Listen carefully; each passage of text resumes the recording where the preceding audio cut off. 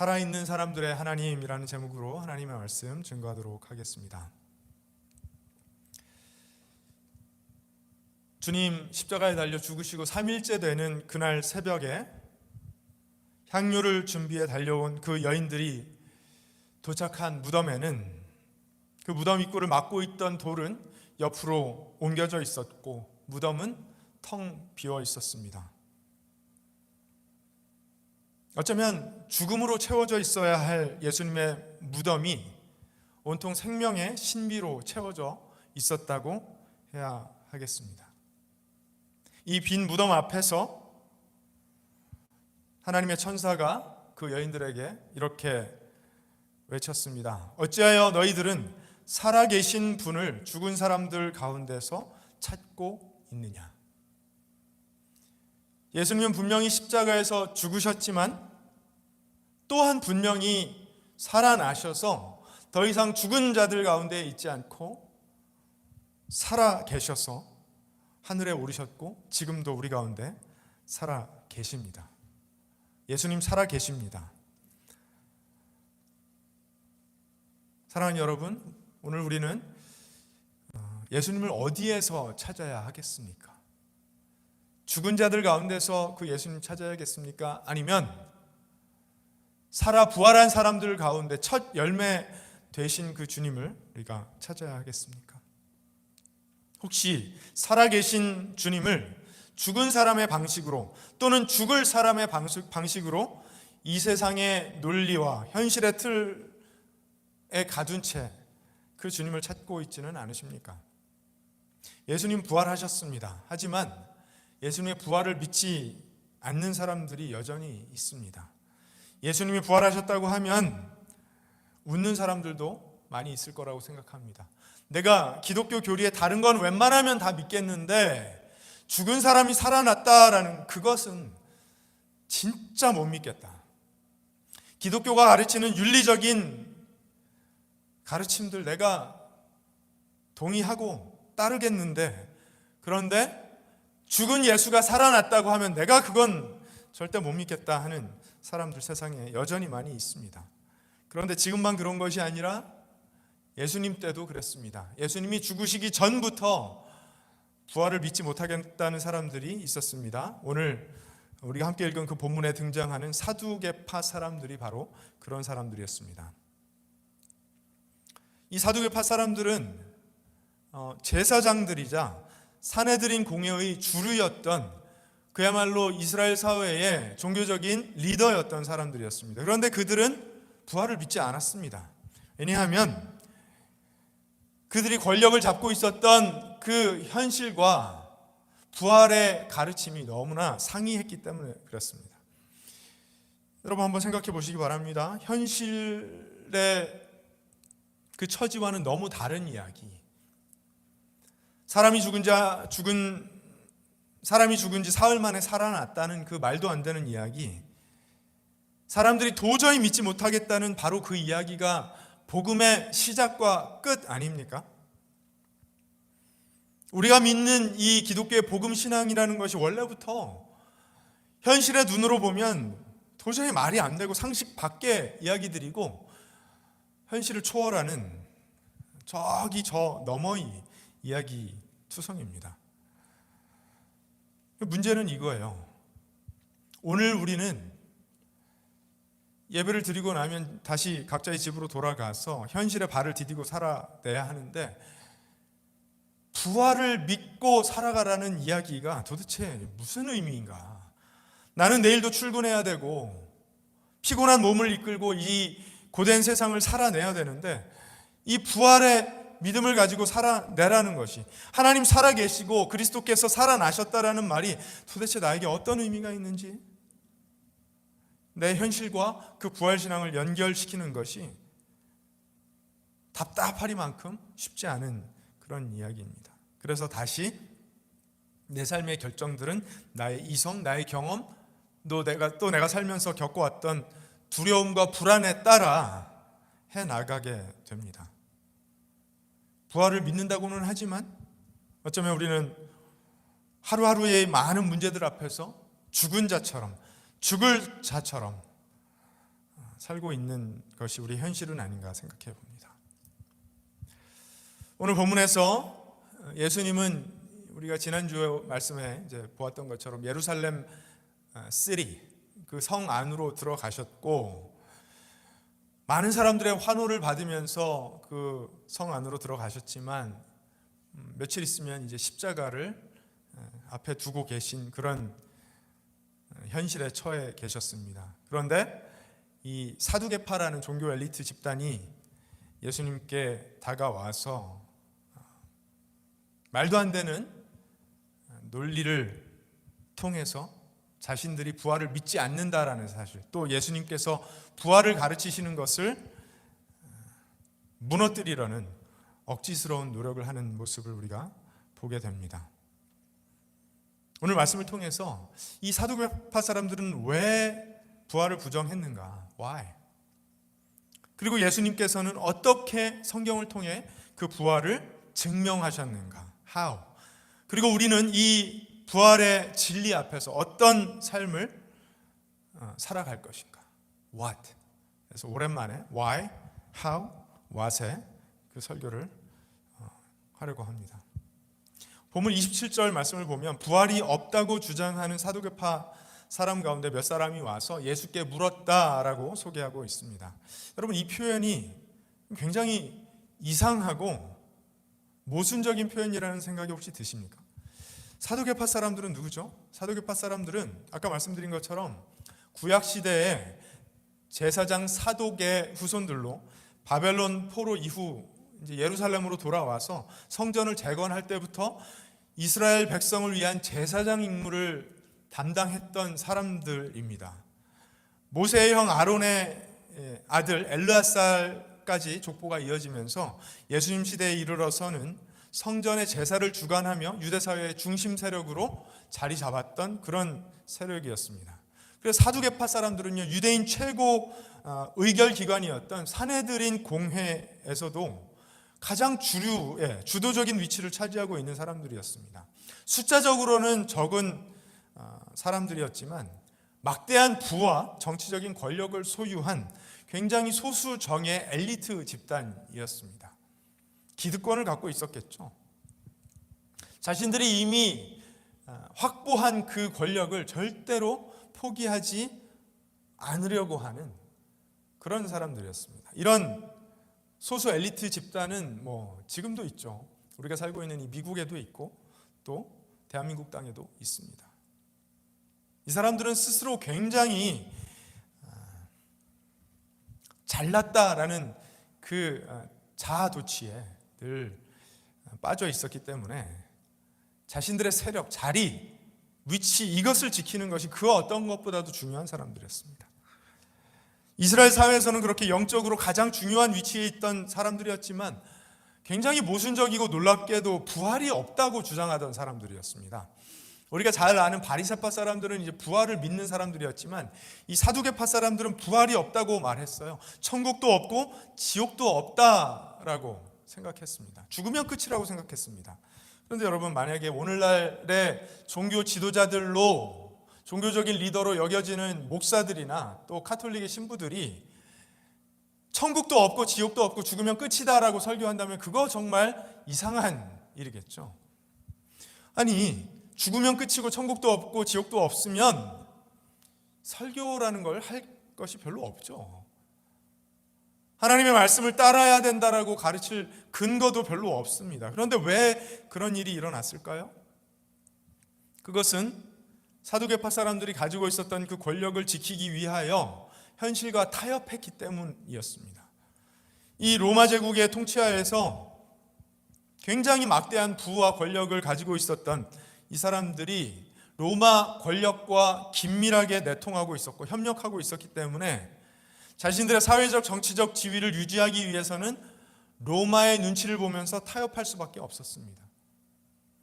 그런데 이 사두개파 사람들은 성경 전체를 하나님의 말씀으로 받아들이는 대신에 자신들에게 유리한 현실적인 가르침만을 선택해서 모세 오경, 그러니까 펜타티욱이라고 부르는 창세기부터 신명기 말씀만을 인정하고 거기에 등장하는 부활이나 심판, 천사나 영혼의 존재, 하나님의 직접적인 간섭과 같은 그런 교리들은 다 부정해버렸던 것입니다.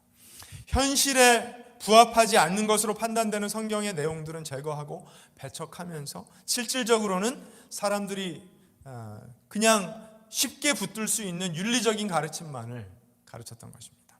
여러분, 그런데 이것이 2000년 전 사두개파 사람들만 가지고 있었던 모습은 아닙니다. 이 미국의 건국의 아버지라고 불렸던 사람들 중에서도 신약 성경에 예수님께서 기적을 보이셨던 그런 내용들은 이성적으로 와닿지 않기 때문에 다 제거해버리고 예수님께서 가르치셨던 윤리적인 가르침만 따로 모아서 믿었던 사람들이 많습니다. 그래서 미국 의회에 들어오는 새로운 상원의원들, 하원의원들이 그것을 성경처럼 믿고 따랐던 역사가 있습니다. 그러니까 인간이 현실에 안주하고 권력을 지키기 위해서 타협하다 보면 이성에 부합하지 않는 어떤 미신적이고 신비적인 것 같이 보이는, 그들의 눈에 보이기에 과학적으로 증명되고 논리적으로 입증하기 어려운 것들은 배제해버리고 윤리적인 것들만 강조하면서 자신들의 입지를 다지려는 그러한 모습들은요, 언제나 있었다라는 것입니다. 이 1세기 역사가였던 요세푸스는 사두개파에 대해서 이렇게 기록을 했습니다. 사두개파는 부유한 사람들에게 존경을 받았지만 일반 백성들은 그들을 따르려고 하지 않았다. 백성들조차 그들의 신앙과 가르침이 거짓되고 헛된 공허한 메아리와 같았다라는 것을 알고 있었던 거예요. 결국 현실과 타협해버린 그들의 신앙이라는 것은 영적인 힘을 발휘하지 못하는 그런 것이었습니다. 지금은 이 사두개파 사람들과 비슷한 모습의 사람들이 없을까요? 있죠. 있습니다. 어쩌면 우리들이 그들의 모습과 닮아 있는 사람들일 수도 있습니다. 현실에 발을 디디고 살아가면서 내가 처한 현실 속에서 내가 내리는 결정들이 지극히 논리적이고 이성적이며 나의 현실에 입각한 결정들이 아닌지는 한번 생각해 보아야 합니다. 과연 하나님이 살아계시고 그리스도께서 부활하셨고 나도 장차 부활하게 될 것이라는 그 믿음에 입각한 선택과 결정들인지, 과연 그런가라는 질문에 확실하게 네, 그렇습니다라고 대답할 만한 선택과 결정들인지는 우리가 한번 생각해 봐야 됩니다. 그런 결정들과 선택들이 나의 현실의 제약과 충돌할 때는 그냥 타협하고 현실의 요구를 따를 때가 많은 우리들 아닙니까? 돈과 성공, 또 나의 직장과 커리어, 인간관계의 압박 속에서 하나님의 말씀을 타협할 수밖에 없는 그 스트레스와 유혹을 우리가 받고 있지 않습니까? 무시하기 어렵지 않습니까? 그래서 때로는, 아니 많은 경우에 타협하지 않습니까? 그런데 우리가 진리의 말씀보다 우리의 현실의 제약과 압박과 그 스트레스가 더 무겁게 느낄 때 우리는 사두개파 사람들과 같은 영적인 위험에 빠지게 될 수 있습니다. 입술로는 하나님을 고백하지만 실제 삶으로는 하나님 살아계신 것처럼 살지 않는, 그리스도께서 부활하신 것처럼 살지 않는 사람들 되기 십상입니다. 부활과 심판, 영원한 삶과 같은 그런 진리들은 무시한 채 이 세상에서의 성공과 이 세상에서의 즐거움이 전부인 것처럼 살아가기 쉽습니다. 그래서 오늘 본문에 등장하고 있는 사두개파 사람들의 모습을 보면서 우리의 신앙에 대해서도 경각심을 가져야 할 필요가 있겠습니다. 현실이 아무리 우리를 압박하고 유혹해도 하나님 말씀 위에 서서 하나님의 말씀이 우리에게 가르치신 그 진리들을 우리가 타협하지 않고 믿고 있는가, 붙들고 있는가 생각해 봐야 되겠습니다. 그것이 우리가 현실과 믿음 사이에서 승리하는 방법이라고 우리 주님께서 오늘 본문을 통해 가르치고 계십니다.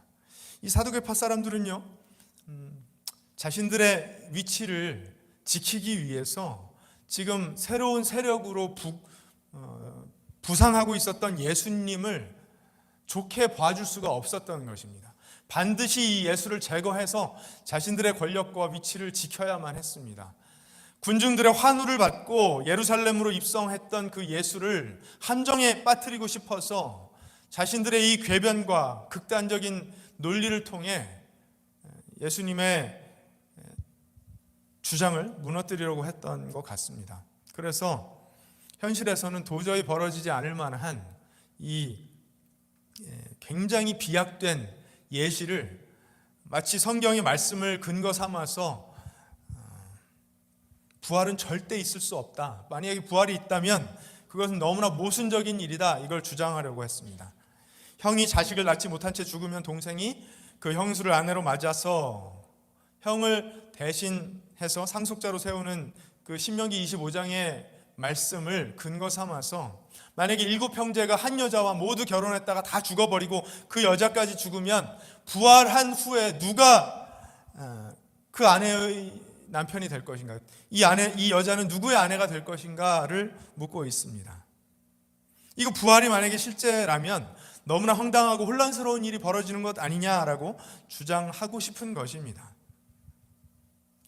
그래서 부활이 없다라고 말하고 싶은 거예요.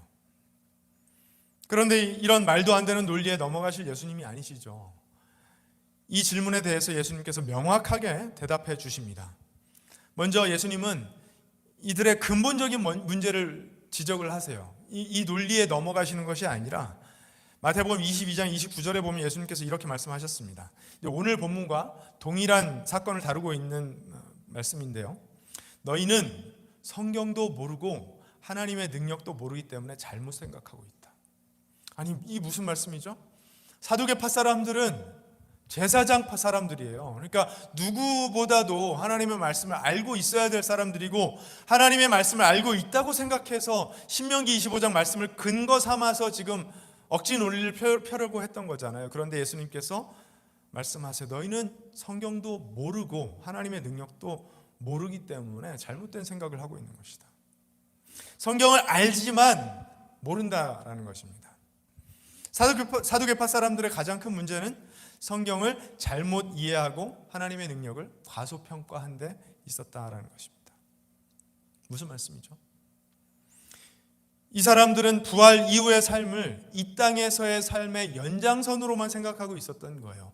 그냥 죽었다가 살아나지만 이 땅에서 살던 삶은 그냥 계속해서 이어가는 것이지라고만 생각하고 있었습니다. 그런데 예수님은 이 세상과 부활 후의 삶은 전혀 다른 차원의 삶이라는 것을 지금 말씀하고 계시는 거예요.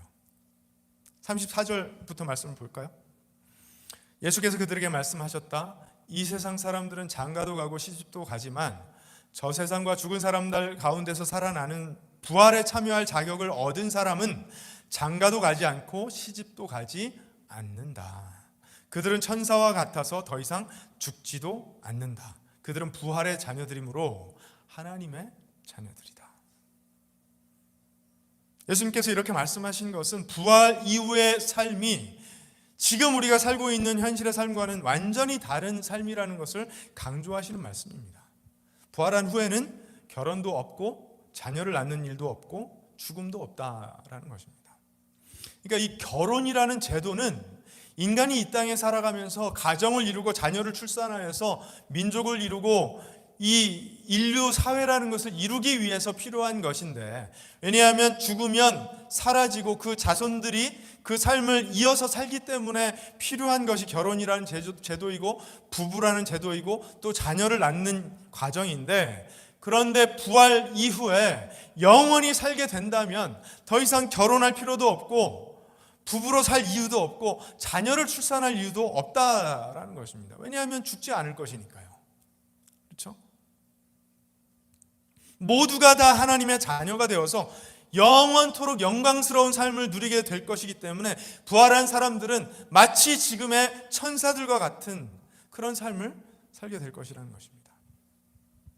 사실 천사들보다 훨씬 월등한 존재가 된다라고 예수님께서 말씀하셨죠. 그렇죠? 우리는 주님과 같은 존재들입니다. 천사들이 찬양하고 시중드는 하나님의 아들 예수와 같은 모습으로 부활하게 될 것이라고 성경은 우리에게 말합니다. 그래서 예수님은 이 사두개파 사람들의 질문이 얼마나 그 전제 자체가 잘못된 질문이었는지를 명확하게 보여주고 계신 것입니다. 너희들은 성경을 잘못 알고 있다.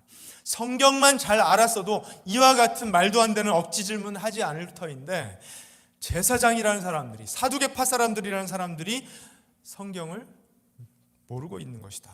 또 하나님의 능력도 모르고 있는 것이다. 왜냐하면 오늘 본문 37절 38절 말씀을 보시면 죽은 사람들이 살아난다라는 사실은 모세도 가시나무 떨기 이야기가 나오는 대목에서 보여주었는데 그랬죠. 모세가 하나님을 처음으로 만나는 그 장면에서 거기서 모세는 주님을 아브라함의 하나님, 이삭의 하나님, 야곱의 하나님이라고 부르고 있다. 모세가 이렇게 하나님을 불렀던 것은 하나님께서, 야훼 하나님께서 자신을 계시해 주실 때에 하나님의 이름을 야훼라고 하셨죠. I am, 나는 스스로 있는 자라고 계시하시면서 하나님은 아브라함의 하나님, 야곱의 하나님, 이삭의 하나님이라고 말씀하셨습니다. 38절 말씀을 보니까 하나님은 죽은 사람들의 하나님이 아니라 살아있는 사람들의 하나님이시다. 하나님이 죽은 사람들의 하나님이라면 아무것도 아니죠. 죽은 사람은 없는 사람들이니까 없는 사람들의 하나님이라면 그건 아무것도 아닌 존재인 것입니다. 그런데 하나님은 살아있는 사람들의 하나님이세요. 모든 사람은 하나님과의 관계 속에서 살고 있다라고 성경은 말합니다. 개정 성경을 보면요, 하나님에게는 모든 사람이 살았느니라 라고 번역하고 있습니다. 예수님께서는 출애굽기 3장에 기록된 이 하나님의 말씀을 인용하시면서 하나님께서 모세에게 자신을 나타내실 때에 아브라함과 이삭과 야곱을 언급하시면서 나는 그들의 하나님이었다가 아니라 나는 그들의 하나님이다 라고 말씀하셨다라는 거예요. 내가 그들의 하나님이다라고 말씀하신다면 그들은 없는 존재가 아니라 있는 존재라고 하나님께서 스스로 말씀하셨다는 것입니다. 그것은 아브라함과 이삭과 야곱이 몸으로는 죽었지만 살아나서 하나님께는 있는 존재들이기 때문에 하나님께서는 그들의 하나님이다라고 말씀하셨다라는 것이 성경의 가르침이라는 것입니다. 모세오경을 믿고 따른다라는 이 사두개파 사람들이 모세오경에 기록된 이 말씀, 출애굽기에 기록된 이 말씀을 알았다면, 하나님이 어떤 분이신지를 조금이라도 더 알았다면 이런 얼토당토 않은 억지 논리를 예수님 앞에 와서 말씀을 아는 사람들처럼 펴지는 못했을 터인데, 너무나 말씀을 몰랐기 때문에, 하나님에 대해서 몰랐기 때문에 지금 이런 주장을 펼치고 있었던 것입니다. 이 말씀에는, 이 출애굽기 말씀에 대한, 또 하나님이 어떤 분이시고 하나님께서 죽은 사람들을 어떻게 살리실지에 대한, 부활에 대한 그 성경의 신학적인 또 문법적인 해석이 모두 담겨 있는 그런 가르침인 것입니다. 사두개파 사람들은요, 자신들이 인정하는 성경조차 제대로 알지 못했던 사람들이었던 것입니다. 여기서 우리는 중요한 교훈을 얻을 수 있죠. 우리가 현실을 바라보는 안목으로 성경을 읽으려고 하면 하나님의 말씀을 오해하는 실수를 범할 수 있다라는 것입니다. 우리의 제한된 시각과 현실의 경험만으로 이 성경의 진리를 이해하려고 하면 하나님의 말씀을 온전히 제대로 이해할 수 없다는 것입니다. 오직 성경 자체가 가르치는 그 진리에 충실해서 하나님을 이해하려고 하고 성경의 진리를 받으려고 할 때에, 다른 말로 하면 믿음의 눈으로 이 성경을 이해하려고 할 때 제대로 이해할 수 있다는 것입니다. 이 부활의 진리는요, 우리가 살고 있는 이 현실을 넘어서는 초월하는 하나님의 약속이며 오직 믿음의 눈으로 바라볼 때에만 올바르게 이해할 수 있는 진리인 것입니다. 여러분 믿으십니까? 예수께서 분명히 말씀하신 이 부활의 소망을 우리가 붙잡고 살아야 하겠습니다. 현실이 주는 유혹과 그 압박 속에서도, 그 스트레스 속에서도 이 영광스러운 부활의 능력을 우리가 놓치지 말아야 하겠습니다. 그래서 내가 죽을 사람처럼 살지 않고 살 사람처럼 사느라 감당할 수밖에 없는 불편함이나 때로는 손해까지도 두려워하지 말고, 그것 때문에 내 인생에 대한 불안감에 휩싸이지 말고 오직 하나님의 말씀을 진리로 신뢰하며 살아가는 우리가 되어야 될 줄로 믿습니다. 그것이 진정으로 부활의 능력을 붙들고 부활에 참여하는 합당한 삶인 줄로 믿습니다. 그것이 예수님께서 오늘 말씀을 통해 우리에게 가르치시는 내용이고, 또 십자가로 나아가시면서 여전히 그 안목이 없어서, 믿음의 눈이 없어서 깨닫지 못하고 있었던 예수님의 제자들이 부활에 대한 확실한 믿음을 갖기 위하여 들려주셨던 가르침이라는 사실을 우리가 볼 수 있습니다.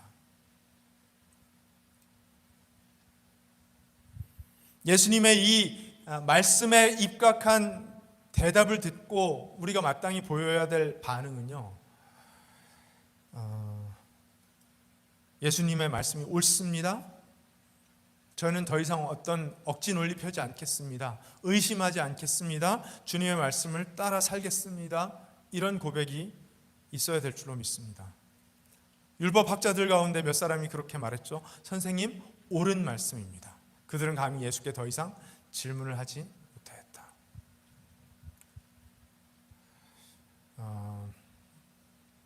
이렇게 대답을 하고 어떤 반응을 보였는지 모르겠습니다.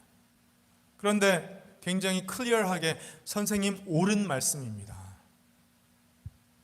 그리고 더 이상 억지 논리로 예수님께 어떤 질문을 하려고 하지는 못했습니다. 율법의 전문가들이라고 하였던 율법학자들조차도 예수님께 억지 질문을 할 수 없었던 것입니다. 사두개파 사람들은 당연했겠죠. 더 이상 반론을 펼칠 수 없었습니다.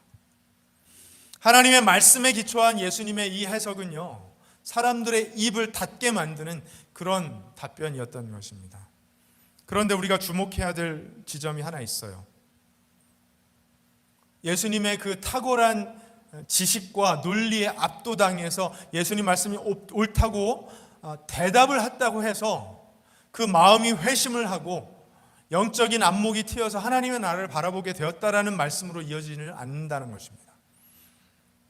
이게 머리에 인정하면서 가슴에 동요로 내려와야 되는데, 그러지 못하면 그냥 대답뿐이라는 거예요.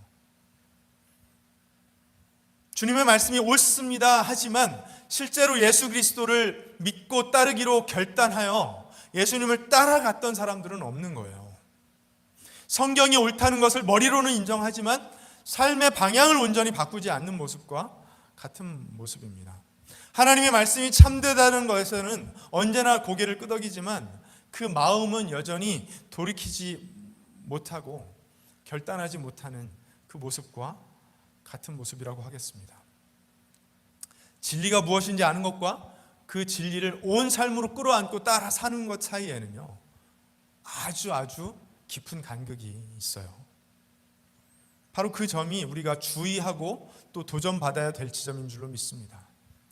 오늘 이 말씀을 들으면서도 그래, 예수님의 말씀이 맞지, 부활이 있지, 하나님은 죽은 사람들의 하나님이 아니라 산 사람들의 하나님이 맞지, 그러니까 내가 그 하나님을 믿지 라고 말하고, 삶의 방향은 여전히 현실의 제약에 완전히 갇혀서 이렇게도 저렇게도 하지 못하는 그런 삶을 살 수 있는 거예요.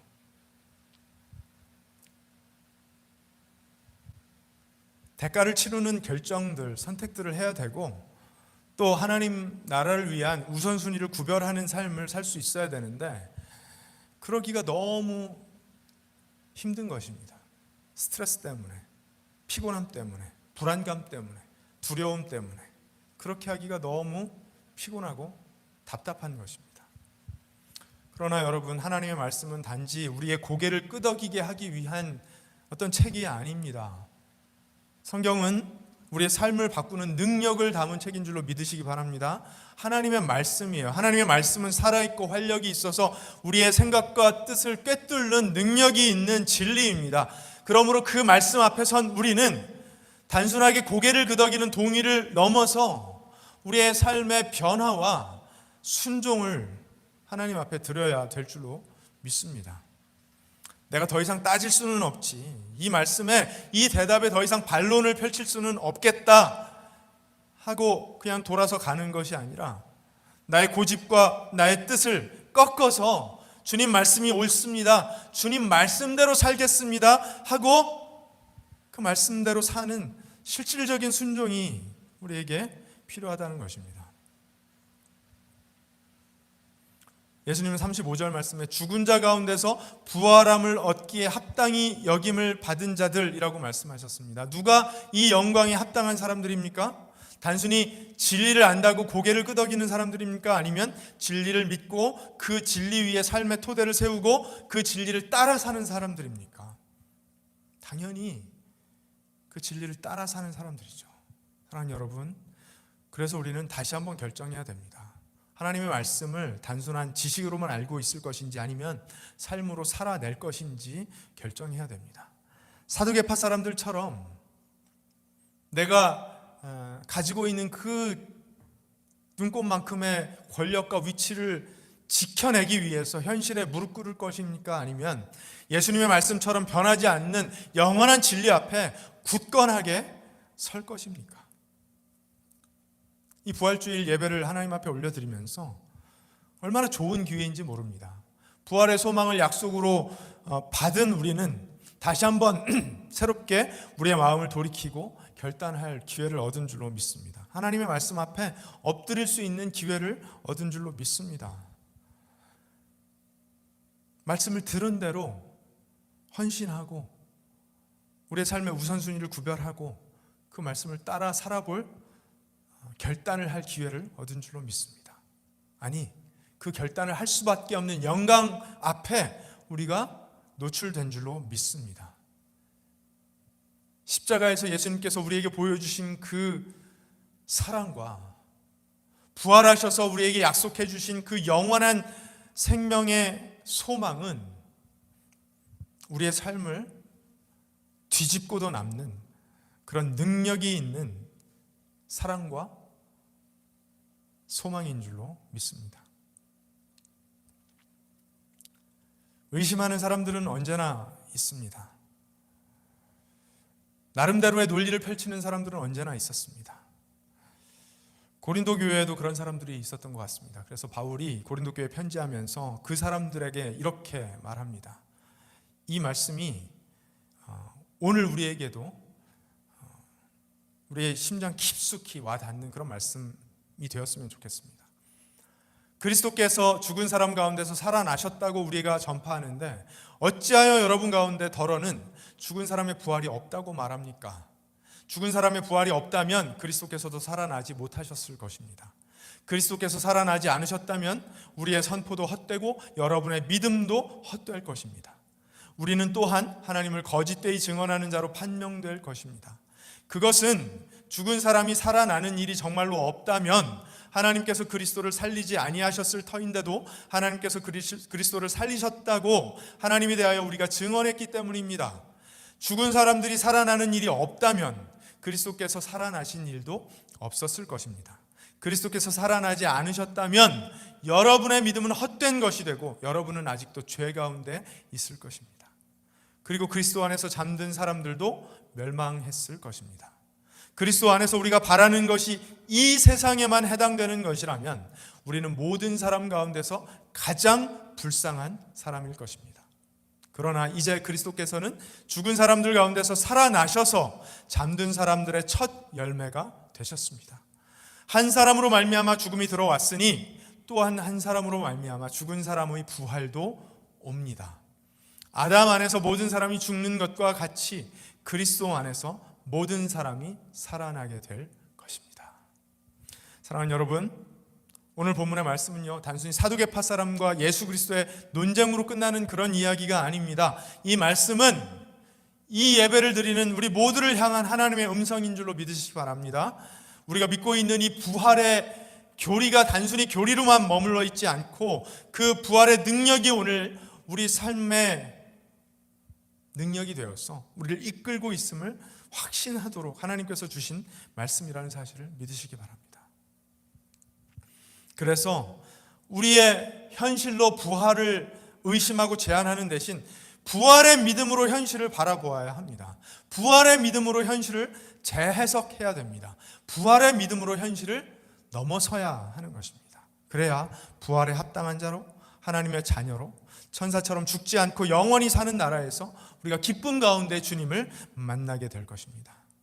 혹시 지금 현실의 무게와 압박 때문에 나도 모르게 이 땅의 계산법으로 현실을 뚫고 나가기 싫은, 현실에 안주하고 싶은 유혹을 받고 있다면 이 말씀 앞에 다시 한번 서는 은혜를 누리시기 바랍니다. 이 진리 위에 다시 서는 은혜를 누리시기 바랍니다. 예수께서 죽음을 이기시고 부활하신 그 능력이 우리를 붙들고 계심을 믿는 은혜를 누리시기 바랍니다.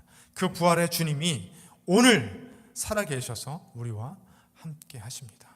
이 능력의 말씀을 붙들고 오늘도 그 부활의 믿음으로 하루를 살아내는 그런 저와 여러분 되기를 우리 주님의 이름으로 축복합니다.